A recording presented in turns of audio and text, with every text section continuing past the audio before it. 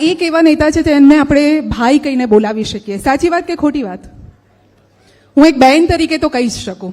અને હર્ષભાઈની ટેગલાઇન છે, યાદ છે કોઈને? કાયદામાં રહેશો તો ફાયદામાં રહેશો. સાચી વાત હર્ષભાઈ? એ તો હવે ગુજરાતના લોકો બી તમને કહેશે. અને ખાસ કરીને સર્વપ્રથમ જે આપે કહ્યું એમ કે હું એક એવો મંત્રી છું કે જેને તમે સૌ લોકો હર્ષભાઈ નહીં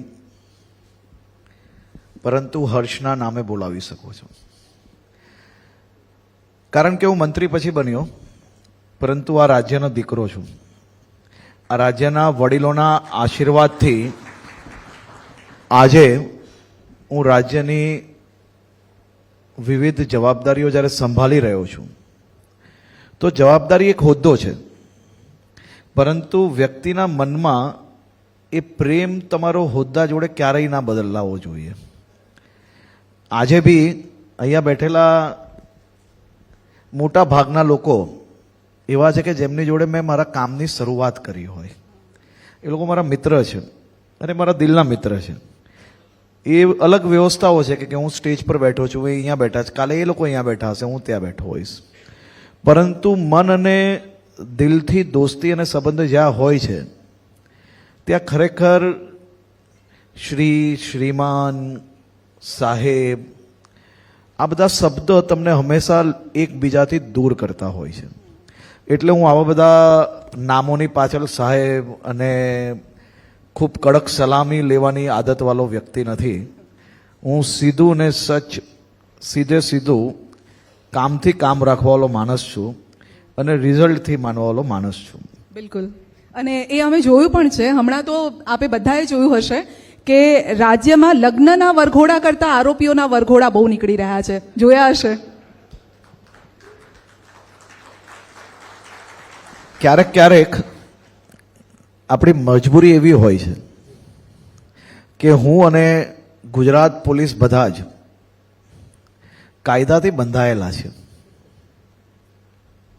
પરંતુ મારું એવું માનવું છે કે મારા રાજ્યના નાગરિકોને, કોઈ સામાન્ય નાગરિક હોય, કોઈ વડીલો હોય, કોઈ મારી બહેનો, દીકરીઓ કે માતાઓને હેરાન કરવાવાળા રોમિયો જે આમ તેમ દોડતા હોય છે એ ચાલી ના શકે એવી વ્યવસ્થા તો ગુજરાત પોલીસ સારી રીતે કરી જ શકે છે. હા, સામાન્ય રીતે વરઘોડામાં ડાન્સ કરતા હોય છે, પણ આ લોકો ડાન્સ કરવા શું ચાલવાને પણ લાયક નથી રહેતા. એ વરઘોડામાં બેન્ડ બાજા વાગે, અહીંયા જેના બેન્ડ બાજા વાગવા જોઈએ એના બરાબર વાગે છે. હર્ષભાઈ, આજકાલ પોન્જી સ્કીમ, એકના ડબલ કરવાની સ્કીમો ચાલી રહી છે. લોકોને ભરમાવીને, ખાસ કરીને જે ગ્રામ્ય લેવલના લોકો હોય છે, ભોળા લોકો હોય છે, એમને ભરમાવવામાં આવે છે. તો એવો કયો એક્શન પ્લાન આપની પાસે છે, ટીમ પાસે છે, જેથી લોકોને આપણે બચાવી શકીએ?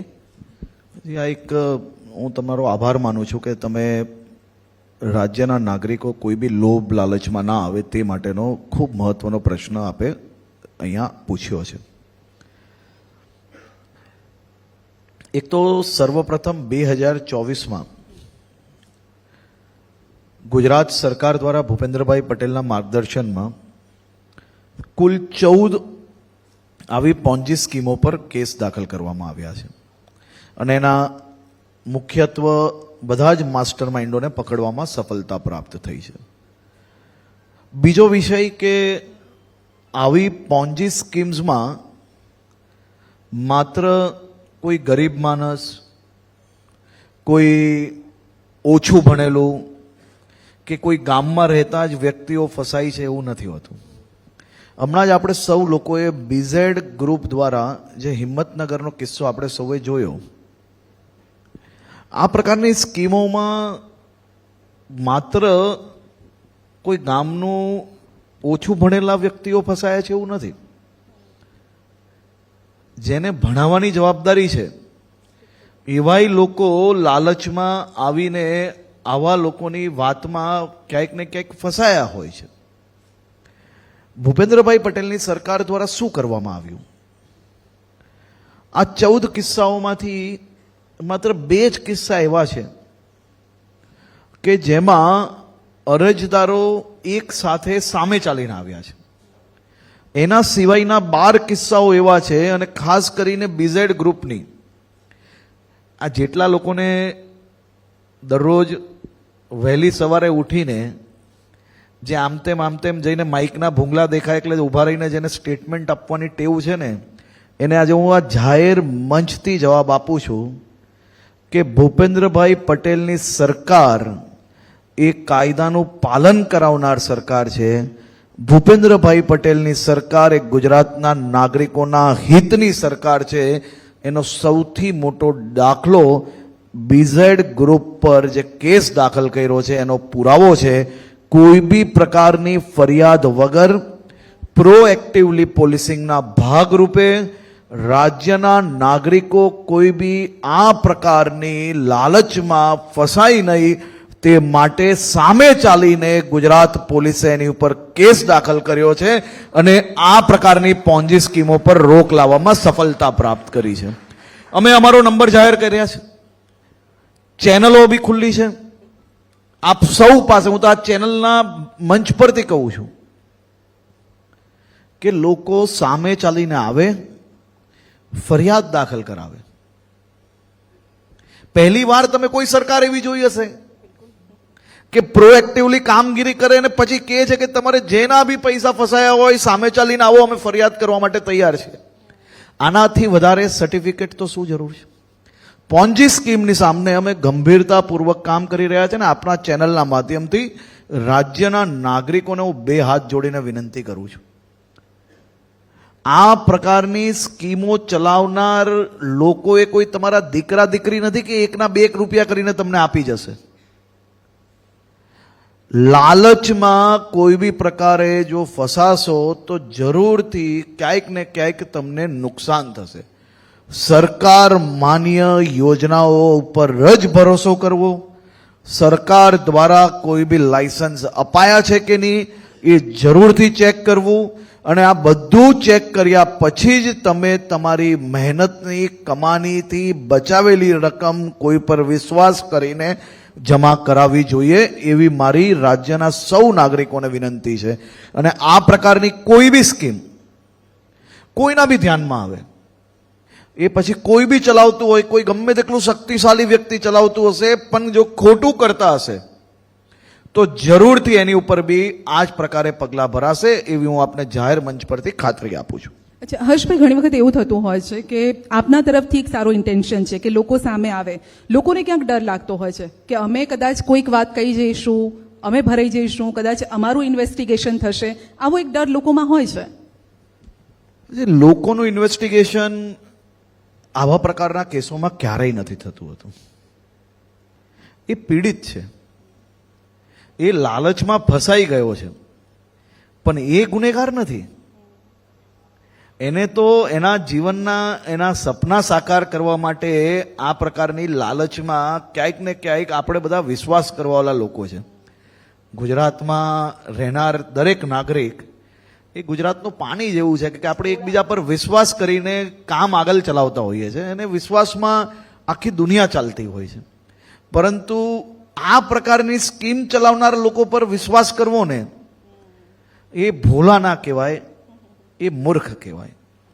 કારણ કે આવી સરકાર દ્વારા, સરકારના ચૂંટાયેલા મુખ્ય પ્રતિનિધિઓ દ્વારા અનેક વાર જાહેર મંચોના માધ્યમથી, ચેનલોના માધ્યમથી, ટીવી રેડિયોના માધ્યમથી, એડવર્ટાઇઝિંગના માધ્યમથી લોકોને સમજણ આપવાનો પ્રયાસ કરવામાં આવ્યો છે. પછી આપણે જો કોઈની ઉપર ખોટી રીતે લાલચ રાખીને રૂપિયા રોકીએ તો એમાં ક્યાંક ને ક્યાંક આપણે સમજવાનો સમય આવી ગયો છે. હું ફરી એકવાર આ પ્રકારની ફરિયાદ દાખલ કરાવનાર કોઈ બી વ્યક્તિ પર તમે ભોગ બન્યા છો, અને આ સરકાર તમારી છે, અમે સૌ તમારા લોકો છે. તમને કોઈ બી હેરાનગતિ માટે નહીં, પરંતુ તમારી જોડે જે ચીટિંગ થઈ છે એ રકમ તમને પાછી અપાવવા માટે આ મહેનત કરી રહ્યા છે. અમે આમાં થાકવાના નથી. તમે ગમે ત્યારે અમારી ટીમનો સંપર્ક કરી શકો છો. સંપૂર્ણ મદદ કરવા માટે અમે હંમેશા તૈયાર છીએ. જી હર્ષભાઈ ઓપન પ્લેટફોર્મ પર કીધું છે કે અમે તૈયાર છીએ, તત્પર પણ છે, બસ લોકોએ આગળ આવવાની જરૂર છે. એટલે અમે ન્યૂઝ 18 ગુજરાતીના માધ્યમથી પણ એ જ કહી રહ્યા છે કે તમે આગળ આવો. હવે ફ્રોડની એક બીજી પણ એ રીત છે, જેમ ડિજિટલ દુનિયા આગળ વધી રહી છે, સાયબર ફ્રોડના પણ કિસ્સા સતત વધી રહ્યા છે. આપણી ટીમ સતત કામ પણ કરી રહી છે, પરંતુ ફરી એકવાર એ જ છે કે લાલચ બુરી બલા હે, અહીંયા પણ ફસાઈ જાય છે લોકો. જેમ જેમ ટેકનોલોજી વધી રહી છે અને એઆઈનો જમાનો આવ્યો છે, ત્યારે સાયબર ક્રાઇમ એ આપણા માટે સૌથી મોટી ચેલેન્જ બની રહી છે અને હું એમાં 100% આપની વાત જોડે સહમત છું. સાયબર ક્રાઇમને પહોંચી વળવા માટે ગુજરાતના ગૃહ વિભાગ દ્વારા એક આખો એક્શન પ્લાન તૈયાર કરવામાં આવ્યો છે અને એ એક્શન પ્લાન મુજબ ગુજરાતના તમામ જિલ્લાઓમાં ઝડપથી લોકોને ન્યાય મળી શકે તે માટે આખી ટીમો બનાવવામાં આવી છે. એના સોફ્ટવેરો ખરીદવામાં આવ્યા છે. એના માટે ટીમો પોલીસ સ્ટેશન દીઠ તૈયાર કરવામાં આવી છે. સાથે સાથે ગુજરાત પોલીસે સાયબર ક્રાઇમને અટકાવવા માટે કેટલા મહત્વના પગલાં ભર્યા છે તેની જાણકારી હું ચેનલના માધ્યમથી રાજ્યના નાગરિકોને આપવા માંગુ છું. આજે જ એટલે કે કાલે રાજ્યની અનેક કોર્ટોમાંથી નિર્ણય આવે છે અને એ નિર્ણયમાં રાજ્યના 3940 જેટલા એટલે કે 3940 3940 જેટલા નાગરિકોના જે ઓનલાઈન ચીટિંગ થયેલી રકમ હોય છે, જેને ફ્રીઝ કરવામાં આવે છે, એ બધી જ રકમોને એમને એના જે હકદાર છે એને પાછી આપવાની કોર્ટ દ્વારા ઓર્ડર મળે છે અને એક સાથે 3940 પરિવારોને એનો લાભ મળે છે. હમણાં હું તમારા કાર્યક્રમમાં આવતો હતો ત્યારે જ હું જાતે ટ્વીટ કરી રહ્યો હતો અને ટ્વીટ કરીને અહીંયા પહોંચ્યો છું. 25 કરોડની આસપાસની રકમ લોકોને પરત મળે છે. આ વાત પર તાળી થવી જોઈએ, કારણ કે લોકોના જે ફસાયેલા રૂપિયા છે એ પરત મળે છે. લોકોએ કઈ રીતે મહેનત કરીને દીકરી માટે ભણાવવા માટે અથવા લગ્ન માટે ભેગા કર્યા હશે. ખૂબ ખૂબ અભિનંદન સર, આગળ વધારો.